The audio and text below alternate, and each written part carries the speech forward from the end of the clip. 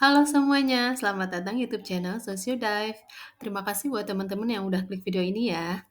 Nah, sebelum lanjut ke materi, aku mau ingetin lagi buat teman-teman agar like, subscribe, dan share video ini biar makin banyak teman-teman yang belajar bareng kita. Oke? Lanjut aja teman-teman. Hari ini kita akan membahas soal tentang short term memory dan long term memory. Ini untuk P3K Guru Kompetensi Teknis Pedagogis ya teman-teman ya. Ini sesuai kisi-kisi. Soal terdiri dari 20. Kita mulai bahas dari soal yang pertama. Apa yang dimaksud dengan memori jangka pendek ini ya, atau short term memory? Ini pertanyaan basic banget ya teman-teman. Jawabannya yaitu B. Kapasitas memori sementara untuk informasi yang sedang diproses. Lanjut nomor 2. Berapa kapasitas rata-rata memori jangka pendek? Nah, berapa? Ini rata-rata beberapa kata atau item yang bisa diingat gitu ya teman-teman. Jawabannya 5-9. Nggak bakal lebih kurang dari ini ya, sekitaran 5-9 item. Jawabannya B. Soal nomor 3, yaitu apa tujuan dari chunking dalam memori jangka pendek? Oke, untuk materi long term and short term memory ini nanti bakal aku upload setelah ini ya teman-teman. Selanjutnya ini kalau chunking itu adalah proses mengelompokkan informasi menjadi unit-unit yang lebih besar dan bermakna. Supaya apa? Supaya memudahkan penyimpanan dan pengingatan. Nah, karena dalam memori jangka pendek itu kapasitas penyimpanan itu sangat terbatas atau seringkali kita sebut dengan rule of seven yang berarti yang di soal sebelumnya tadi ya hanya ada sekitar 5-9 item aja yang bisa diingat gitu ya teman-teman. Jadi jawabannya B, mengelompokkan informasi agar lebih mudah diingat. Nomor 4, manakah dari berikut ini yang merupakan ciri dari memori jangka panjang atau long term memory? A sama B itu short term ya. D itu bukan. Jawabannya C ya teman-teman. Penyimpanan informasi secara permanen. Mengapa pengulangan penting dalam sebuah pembelajaran? Kenapa? Jawabannya D salah. C, untuk membantu transfer informasi dari memori jangka pendek ke jangka panjang. Jadi untuk memori dari jangka pendek ditransfer ke memori jangka panjang itu salah satunya dengan cara pengulangan ya teman-teman, supaya transfer informasinya lebih kuat dan lebih tersimpan lebih panjang lagi di memori jangka panjang kita.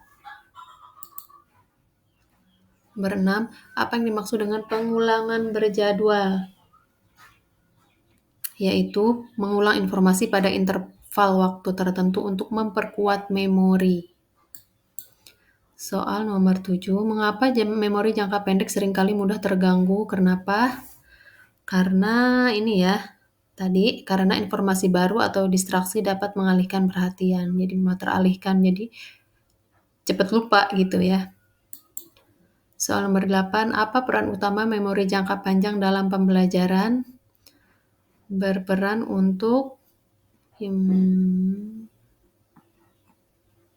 C ya, menyimpan informasi secara permanen untuk digunakan di masa depan. Soal nomor 9, bagaimana cara terbaik untuk memperkuat informasi dalam memori jangka panjang? Yaitu dengan mengabaikan menuliskannya sekali tidak. C, dengan mengaitkan informasi baru dengan pengetahuan yang sudah ada. Jawabannya C ya. Poin D salah. Soal nomor 10, apa yang dimaksud dengan pemrosesan mendalam dalam konteks pembelajaran? A. Mengabaikan. B. Mengingat informasi secara dangkal. C. Memproses informasi secara mendalam melalui elaborasi dan diskusi. D. Mengulangi informasi tanpa memahami. Jawabannya udah jelas ya teman-teman. C. Selanjutnya, Mengapa lingkungan belajar yang kondusif penting untuk memori jangka pendek? Untuk meminimalkan gangguan dan membantu fokus. Jawabannya C ya. Lanjut soal nomor 12. Apa yang dimaksud dengan transfer belajar? Silakan dibaca teman-teman.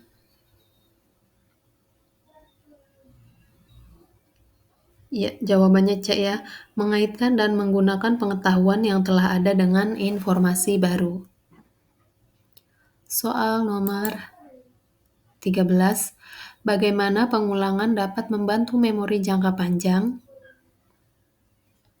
Dengan mengurangi ingatan salah, dengan memperlemah ingatan salah, dengan memperkuat retensi informasi betul, dengan menambah beban kognitif salah ya teman-teman. Jawabannya C. Nomor 14. Apa tantangan utama dari kapasitas memori jangka pendek yang terbatas? Tantangannya itu ya ini risiko kelebihan beban informasi kalau tidak segera diolah, tidak segera melakukan pengulangan dan chunking, nggak jadi long term memory ya teman-teman. Jadinya di short term memory bahkan kalau kalau nggak diolah lagi ya jadi hilang gitu. Soal nomor 15, apa manfaat dari mengaitkan informasi baru dengan pengalaman pribadi siswa? Yaitu untuk memperkuat retensi dan pemahaman informasi. Nomor 16, apa yang dapat dilakukan untuk membantu siswa mengelola beban kognitif? Nah, ini berarti memori jangka pendek ya, teman-teman. Jawabannya B, menyajikan informasi secara bertahap dan terstruktur. Ya. Nomor 17, apa yang dimaksud dengan praktik dan ulasan terjadwal?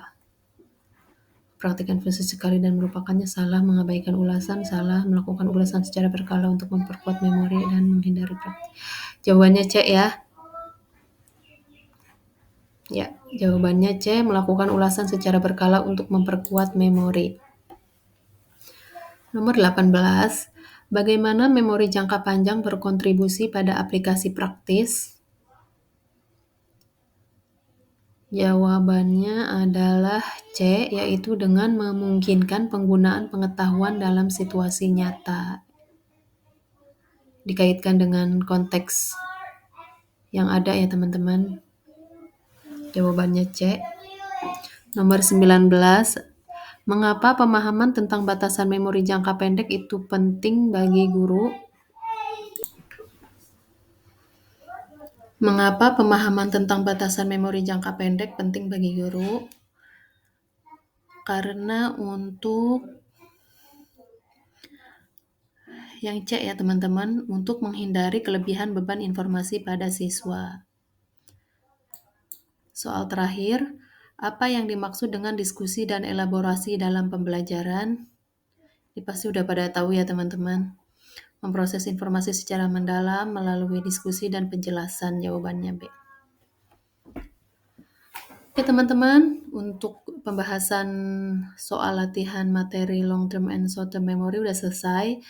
Nanti tunggu lagi part 2-nya, soal latihannya masih ada, dan materi tentang long term and short term memory. Terima kasih yang udah nonton video ini. Bye!